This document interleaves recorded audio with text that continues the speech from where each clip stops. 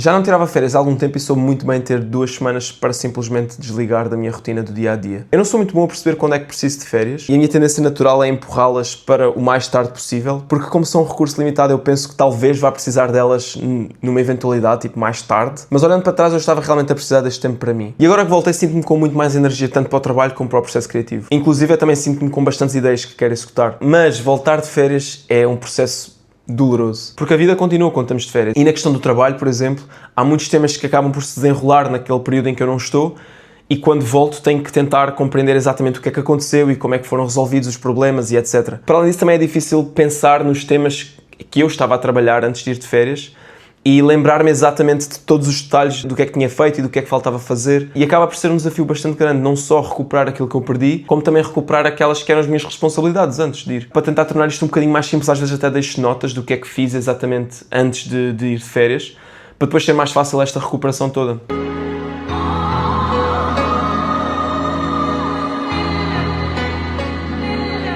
Numa perspectiva mais pessoal, muitas das rotinas que eu desenvolvi ao longo do ano acabam também por perder-se um pouco durante as férias. Eu tenho por hábito, por exemplo, tocar piano diariamente, mas como durante as férias eu não tenho um piano comigo, não consigo continuar a praticar esta rotina. E quando volto à vida normal e posso retomar estas rotinas, sinto uma resistência enorme para o fazer. Mas eventualmente todos estes problemas acabam por se resolver. E passado alguns dias já estou mais ou menos de volta àquele que era o Pedro, tipo, antes de ir de férias. Com a diferença, obviamente, de que estou muito mais descansado e com muito mais energia do que estava antes, por isso o balanço é sem dúvida positivo. Para além da típica praia e piscina, também fiz 2 caminhadas e fui ver a Odisseia ao cinema, que apesar de ter gostado, não gostei o suficiente para ser um highlight do mês. O meu maior problema com o filme é que o final parece um bocadinho forçado e não gostei muito do significado que ele tentou dar à viagem em si. Mas houve cenas que me ficaram muito cravadas na memória, por exemplo, toda a cena do cavalo de Troia, tipo de ser tão greedy como foi.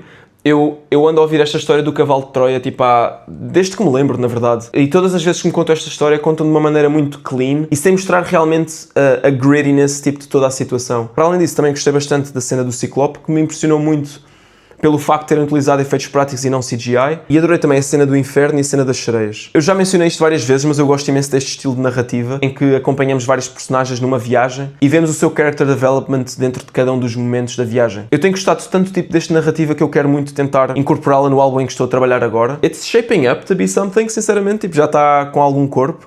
Eu tenho 4 demos bastante sólidas, tenho uma que está assim e estou a trabalhar na 6ª faixa e genuinamente acho que estou a conseguir criar uma cena mais interessante e com mais profundidade do que os meus projetos anteriores. Portanto, estou bastante entusiasmado também para fazer isto. E acho que as férias ajudaram-me também a revitalizar um pouco esta vontade e este querer terminar o projeto para poderes ouvi-lo.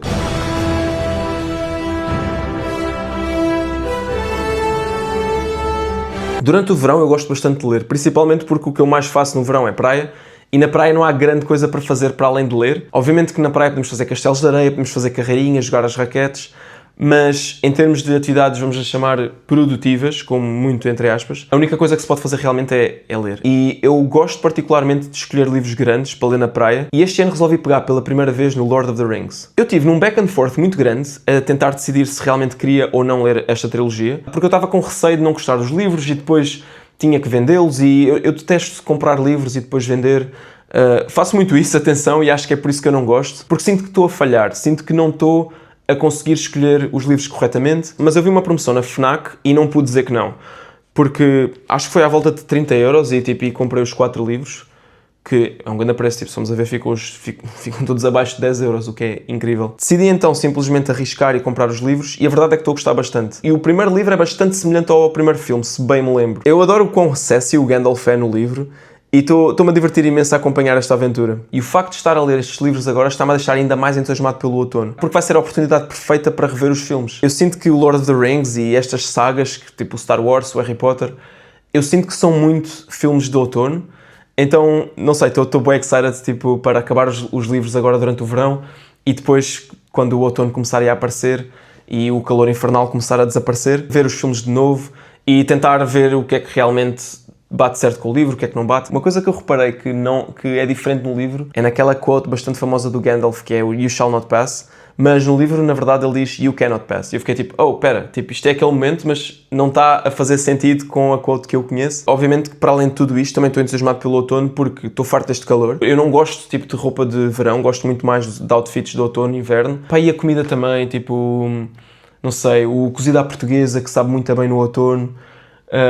sopas quentes, tipo do outono, aquelas comidas de forno também do outono, castanhas, tipo o São Martinho, eu gosto bem do São Martinho. Então, eu estou bastante entusiasmado pelo outono. Não só pelo Senhor dos Anéis, mas por todas estas razões. Somebody get these beggars out of here! Um álbum que eu ouvi este mês e me impressionou bastante foi o novo da Olivia Rodrigo, You Seem Pretty Sad for a Girl So In Love. Algum contexto, eu não gosto muito da Olivia Rodrigo, não por nenhuma razão em particular, mas a música dela nunca ressoou muito comigo. A música também não era para mim, de certa forma, tipo, faz sentido. Eu também não sou o público-alvo da música dela. Eu gosto especificamente da Driver's License por causa do bridge. Eu acho que a progressão de acordes é espetacular e mesmo a melodia que ela canta também é bastante boa. Eu comecei a ouvir este álbum sem qualquer expectativa, porque também não era fã, e a verdade é que gostei imenso, porque me fez olhar para as canções de amor de uma maneira bastante diferente. Este álbum em particular trouxe-me bastante inspiração porque mostrou-me que ainda é possível escrever canções de amor interessantes.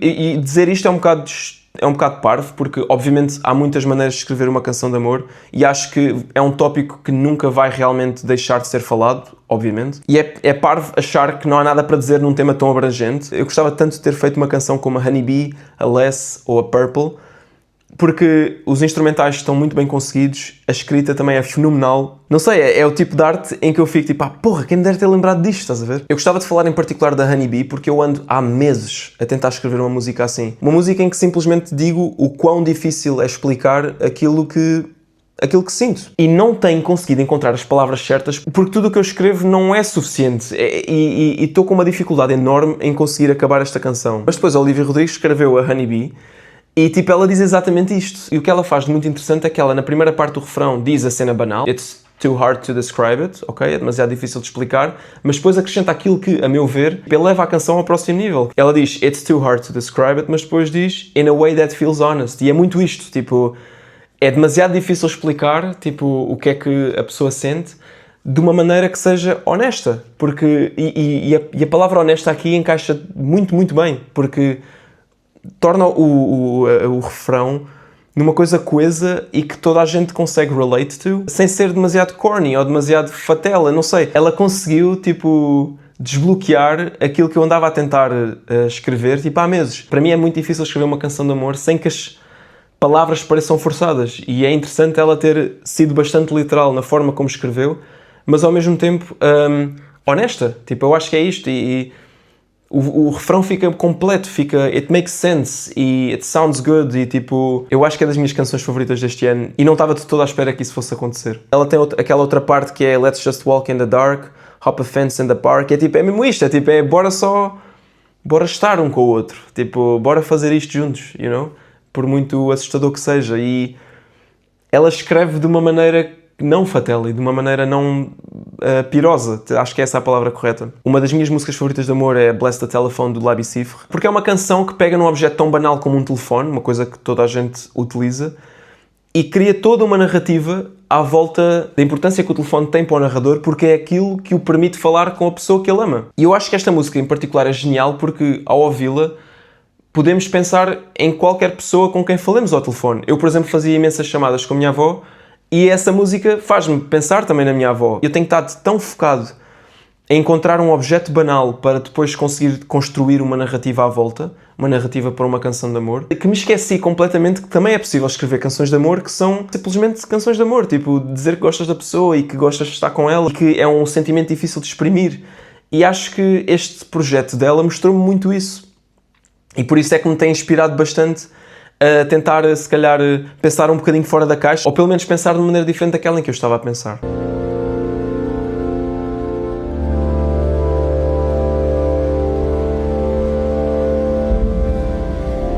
Mas anyway, foi um mês focado em recuperar energia para esta última metade do ano e sinto-me bastante mais focado no álbum que estou a fazer agora e entusiasmado com as próximas canções que já tenho pensadas. Tenho pensado também muito na parte visual do álbum, porque eu sinto que tudo o que envolve capas, títulos, tudo isso, acaba por ser algo que eu penso depois de ter tudo completo e eu fico sempre frustrado porque já tenho o álbum pronto, mas bolas, falta-me a capa, como é que eu vou fazer a capa? Tipo, e depois fico a pensar demasiado de como é que a capa deveria ser, que tipo de mensagem é que eu quero passar com a capa, que tipo de mensagem é que eu quero passar com o título, e fico demasiado stuck nesses tópicos que são um bocadinho adjacentes à música, não são totalmente a música, por assim dizer. Então tenho começado já a pensar qual é o título que quero, qual é a capa que eu estou a imaginar, quero fazer algum tipo de merchandise, como é que isso seria. E tem sido divertido pensar, porque é uma coisa completamente diferente de pensar em música. Mas anyway, é isto. Vai ouvir o álbum de Olivia Rodrigo, vai ler O Senhor dos Anéis, vai ver Odisseia ao cinema, porque vale a pena, apesar de tudo.